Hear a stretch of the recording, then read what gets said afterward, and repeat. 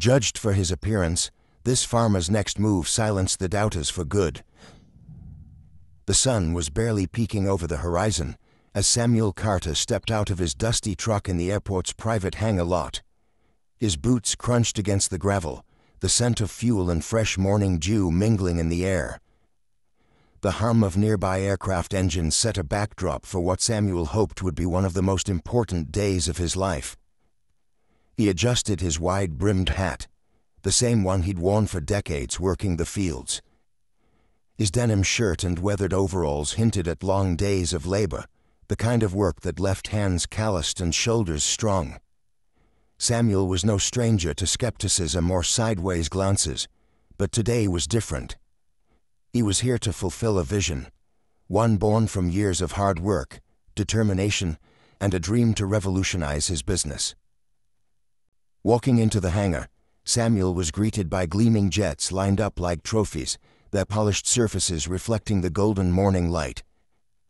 Inside, a few suited men milled about, deep in conversation. As Samuel approached the reception desk, a tall man in a crisp gray suit caught sight of him. His eyes darted to Samuel's boots, then back up, taking in the faded clothes and straw hat. The man's polite smile wavered for a fraction of a second before he approached. "Good morning," Samuel said, extending a hand. "I'm here to see about buying a jet." The man's brow lifted, his smile tightening. "You're here to buy a jet?" His tone was carefully neutral, but the pause said more than words ever could. But Samuel had faced doubters before, and he knew exactly how to handle what was coming next. Samuel wasn't always the man walking into an airport hangar to buy a jet. He'd built his life from the ground up, literally. Born and raised in a small farming town in rural Mississippi, he grew up watching his parents struggle to keep their farm afloat. They'd taught him two things that stuck: never let your circumstances define you, and always find a way to adapt.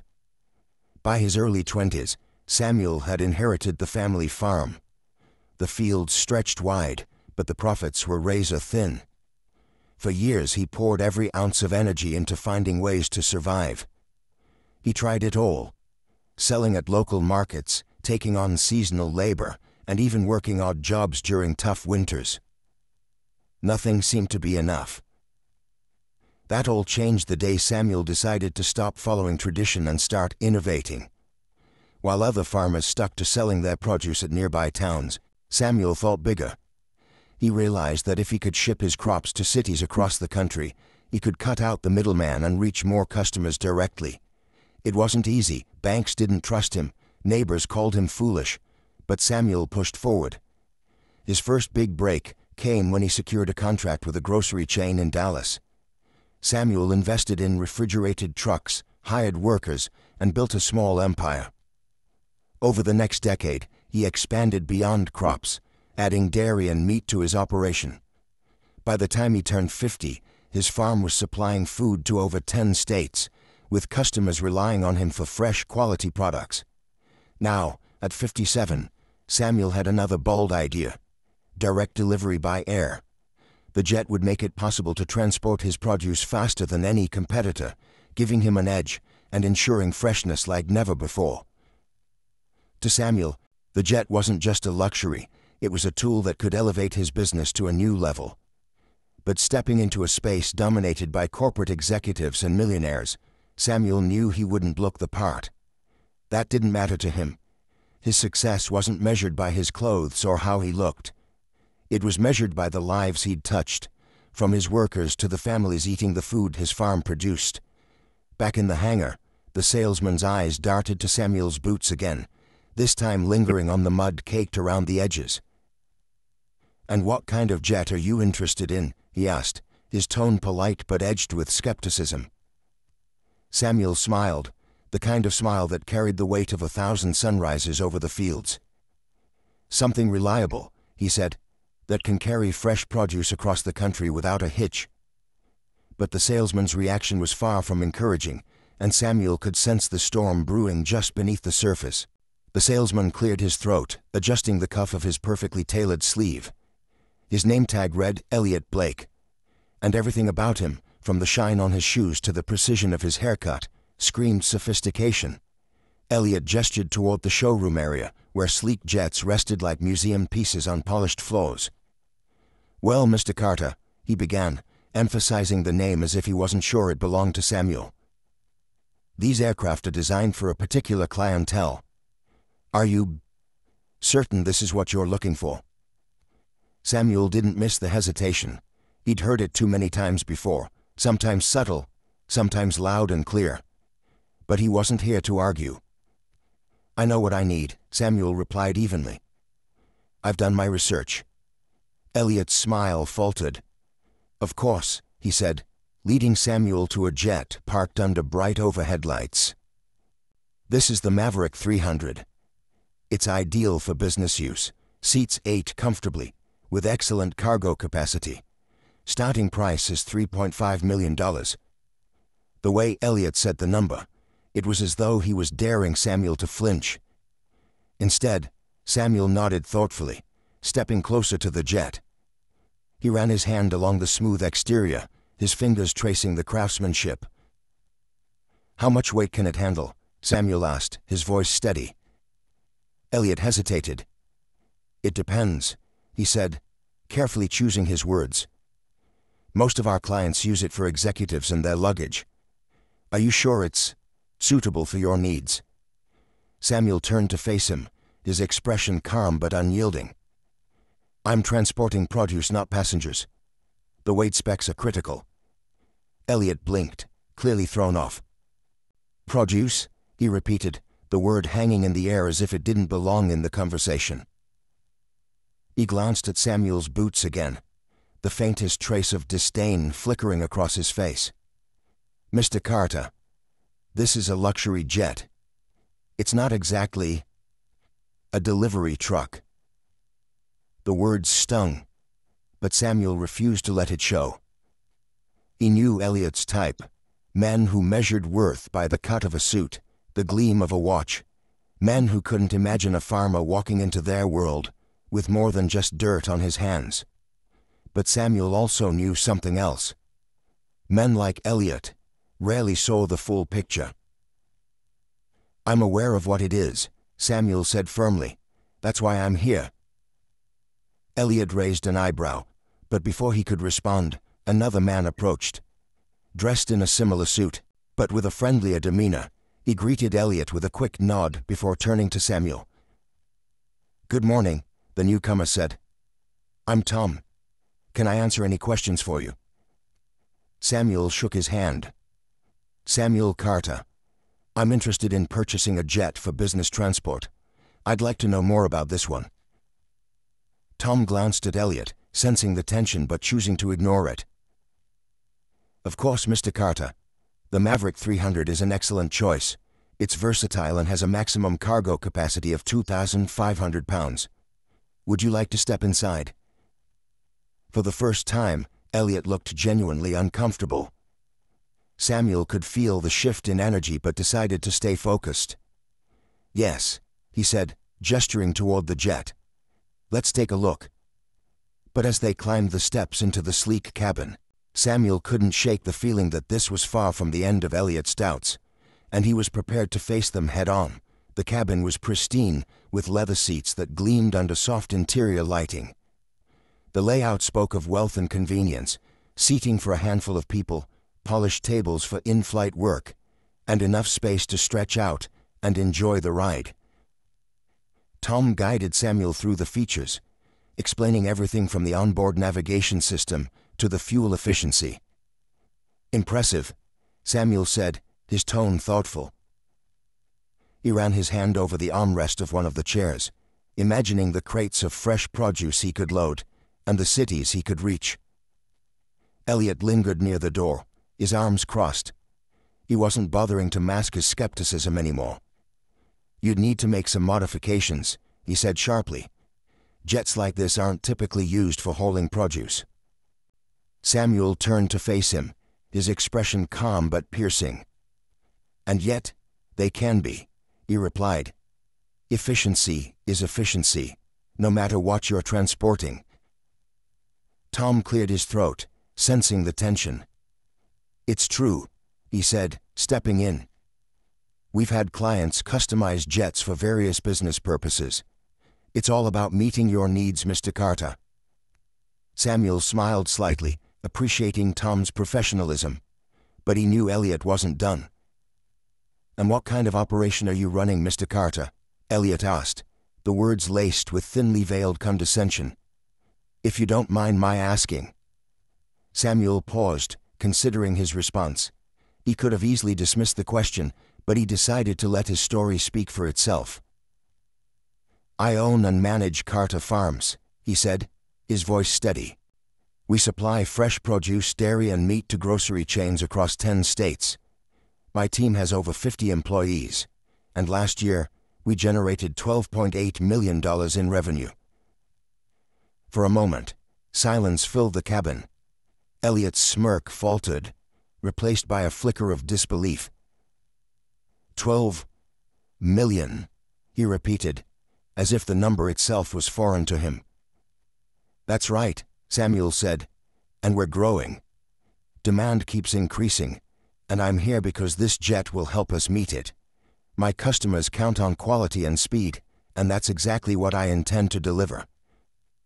Tom looked genuinely impressed, while Elliot seemed to be struggling to process what he had just heard.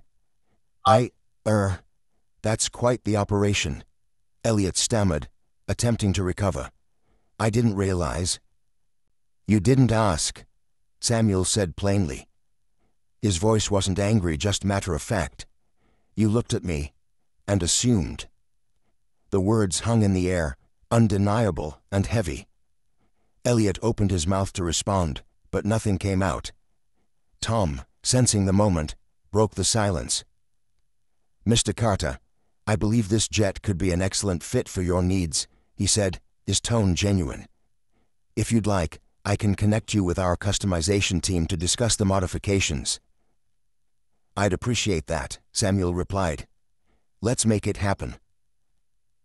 Elliot shifted uncomfortably, his confidence visibly shaken. Samuel caught the look but didn't dwell on it. He'd encountered countless people like Elliot over the years, people who underestimated him, dismissed him, or outright ignored him. But Samuel had learned long ago that the best way to deal with doubt wasn't anger. It was results. As they exited the jet, Tom excused himself to grab some paperwork, leaving Samuel and Elliot standing by the stairs. For a moment, neither man spoke. Then, Elliot cleared his throat. I owe you an apology, he said, his voice quieter now. I misjudged you. Samuel turned to him, his expression unreadable. You're not the first, he said simply, and you won't be the last. Elliot nodded, his gaze dropping to the floor. Still, it was wrong. I'll make sure everything moves smoothly from here. Samuel studied him for a moment, then gave a small nod. Fair enough. But even as the tension eased, Samuel couldn't help but wonder how many others faced the same judgment and never got the chance to prove themselves. That thought stayed with him as the day unfolded. As the day progressed, Elliot's demeanor started to change. Whether it was guilt gnawing at him or the realization that Samuel was serious business, his once dismissive attitude gave way to something resembling respect, or at least an attempt at it. When Tom returned with the paperwork, Elliot stayed close, chiming in with details about the jet's specifications. His tone was smoother now, more professional, but Samuel could still sense the undercurrent of discomfort. Elliot wasn't used to being wrong, and it showed. So, Mr. Carter, Elliot began cautiously, if we proceed with the purchase, I'd recommend adding reinforced cargo flooring. It would help with the weight distribution of your, produce crates. Samuel glanced at him, noting the effort. He decided to meet it halfway. That's a good suggestion, he said. I'll need to speak with your customization team to ensure it fits the business model. Elliot nodded quickly, almost too eagerly. Of course. We can set up a meeting as soon as you're ready. The shift in Elliot's tone didn't escape Tom, who shot Samuel a knowing glance. It was subtle, but it was there. a shared understanding between two men who had seen this kind of behavior before. Samuel appreciated Tom's quiet support, but he wasn't here for validation. He was here to get the job done. As the conversation moved to pricing and logistics, Samuel stayed sharp. He knew his numbers, and he wasn't about to let anyone upsell him on unnecessary features. Elliot tried once or twice, suggesting add-ons that Samuel quickly declined. By the third attempt, Elliot stopped, realizing Samuel was no easy mark. By the time they finished, Elliot seemed genuinely invested in making the sale work. He even offered to personally oversee the customization process, a gesture Samuel couldn't decide was born from sincerity or damage control. "Thank you, Mr. Carter," Elliot said as they wrapped up the discussion. "We'll make sure everything is handled with care." Samuel simply nodded, his expression steady. "I'll hold you to that." As they walked back toward the hangar's entrance, a small group of people gathered near the front desk caught Samuel's attention. One of them, a young black man in his early 20s, dressed in a crisp maintenance uniform, was speaking animatedly with an older gentleman who looked like a manager. From their body language, it was clear the younger man was pleading his case about something, but the manager seemed unimpressed. Samuel slowed his pace, watching the interaction unfold. The younger man glanced up and caught Samuel's eye, his expression shifting to something like recognition. Samuel wasn't sure why, but something about the scene struck a chord. He turned to Tom and Elliot. "Give me a moment," he said, his voice firm but calm. He walked over to the group, his boots thudding against the polished floor. As he approached, the manager turned toward him, his expression polite but guarded. "Can I help you, sir?" he asked. Samuel looked at the younger man, who straightened his posture under Samuel's gaze. "What's going on here?" Samuel asked, his voice steady but commanding. The younger man hesitated, glancing at the manager before speaking. "I was asking about an opening for an apprentice in the aviation maintenance program," he said. "But I don't think I'm what they're looking for." The words hit Samuel harder than he expected. He saw himself in this young man. The same quiet determination, the same fire to prove himself in a world that often judged before it understood. But Samuel wasn't about to let this moment slip by without making an impact. He had an idea, one that could change more than just the course of his own day. Samuel turned his attention to the manager, his steady gaze making the man shift uncomfortably. "And why wouldn't he be what you're looking for?" he asked, his voice calm but unmistakably firm. The manager stammered, clearly caught off guard. "Well, sir, it's not that he isn't qualified. We just have a lot of applicants, and we prioritize those with more experience." Samuel raised an eyebrow. Experience, or something else? The young man's eyes widened, his lips parting as if to speak, but he quickly pressed them together. Samuel could see the conflict in his face, the urge to defend himself clashing with years of being taught not to make waves. "What's your name, son?" Samuel asked, turning to the young man. "Derek," he replied, his voice steady despite the tension. "Derek Porter." "Well, Derek," Samuel said, loud enough for everyone in the area to hear, "I don't know much about aviation maintenance, but I do know talent and determination when I see it, and you've got both." Derek looked stunned, while the manager fidgeted uncomfortably. Samuel turned back to him. "I'm purchasing a jet from this hangar, a jet that will need maintenance. Now, if I'm going to trust your team with my investment, I want to know you're giving opportunities to people who are willing to work for them." The manager's face turned red, but he quickly composed himself. "Of course, sir," he said, his voice tight. "We'd be happy to reconsider Derek's application." Samuel nodded, satisfied but not fooled. He turned back to Derek. "I've been in your shoes," he said quietly. "Don't let anyone tell you what you're worth. If they won't give you a chance, Find someone who will." Derek nodded, his expression a mixture of gratitude and determination. "Thank you, sir," he said. "I won't forget this." Samuel offered a small smile. "Neither will I." As Samuel walked back toward Tom and Elliot, he could feel their eyes on him, the unspoken questions hanging in the air.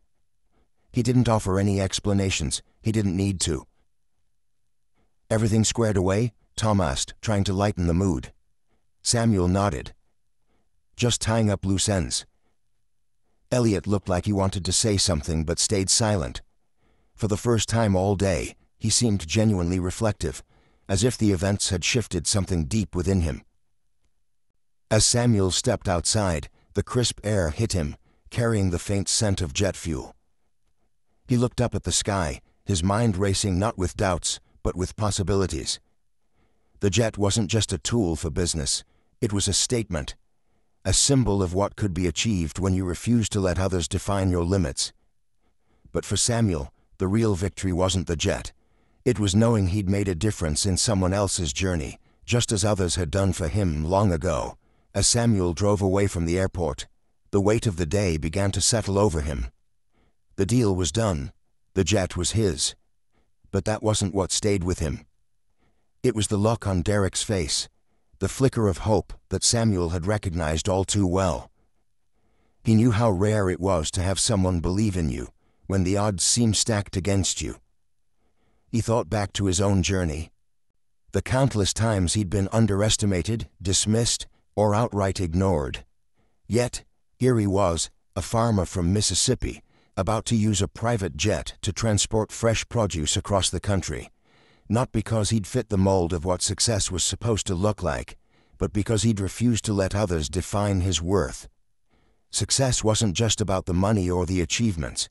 It was about the lives you touched along the way, the people you lifted up when no one else would. And Samuel knew that his story, his presence, and his choices had the power to shift perspectives, even if just a little. That was the lesson he hoped others would take from his journey. Resilience wasn't about ignoring the doubters. It was about proving them wrong.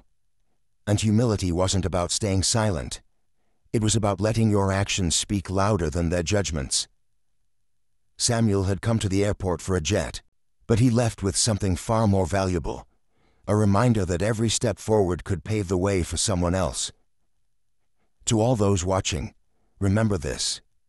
You are more than what the world sees. Your dreams are valid, your work is meaningful, and your perseverance will always matter. If Samuel's story inspired you, don't forget to like, share, and subscribe. And most importantly, never stop believing in your worth.